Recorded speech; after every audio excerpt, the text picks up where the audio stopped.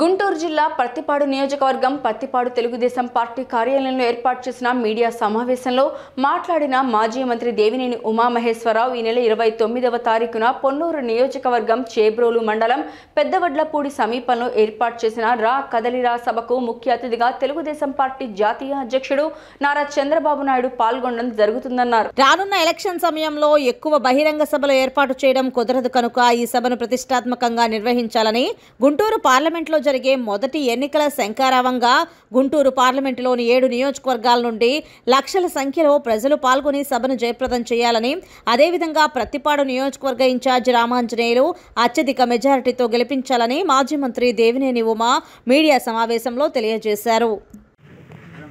కుటుంబ సభ్యులు తెలుగుదేశం పార్టీ కుటుంబ సభ్యులందరూ కూడా పేరు పేరున ధన్యవాదాలు తెలియజేస్తున్నాను. 53 రోజులు ఏ తప్పు లేకుండా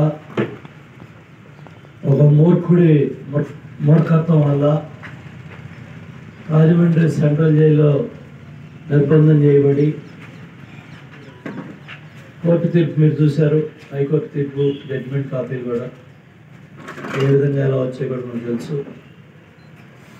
ఇవన్నీ కూడా ప్రతిపదిలో ఉన్నాయి కాబట్టి మన నాయకుడు మన ప్రాంతానికి వస్తున్నాడు. ఒక ఫుల్ స్టాప్ పెట్టి అధికార యంత్రాంగాన్ని మమ్మల్ని అందరినీ కూడా పరిగెత్తించి ఏ విధంగా ఎట్లా ఛానలైజ్ చేయాలి, గుంటూరు ఛానల్ పూర్తి చేయాలని టెండర్లు పిలిచి పనులకు వెళ్తున్న టైంలో రివర్స్ టెండరింగ్ డ్రామా పోలవరానికి ఆడినట్టు గిరిపోయాడు. ఒకసారి పోలవరం వెళ్ళాడు చేతులు అతనే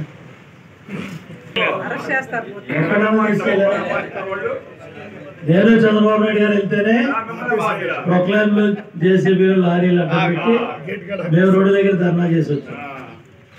నేను పట్టిసీమ పంపుల దగ్గరికి వెళ్తే బూజు పట్టి ఉన్నాయి పంపులు మొక్కలు. బాబు గారు వెళ్తే తలా వేస్తారు చూడకుండా. కానీ 4 ఏళ్ళు తలా వేసారు. ఈ సంవత్సరం దేవుడి స్క్రిప్ట్ అంటే ఇది.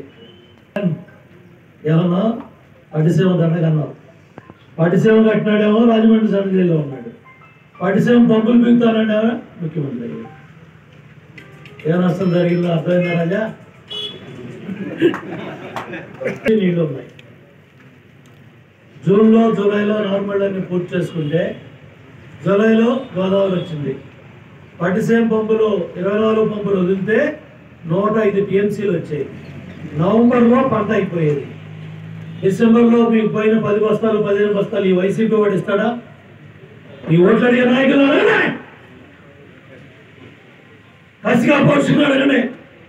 జూన్లో పిలిచిన తల్లి ఎందుకు వదల్లా? నార్మల్ ఎందుకు పూర్తి చేయరా? తుఫానికి ఎందుకు అప్పు చెప్పావు? 2 చాలా పనులు ఫైల్ అయి ఉంటే ఎందుకు పనులు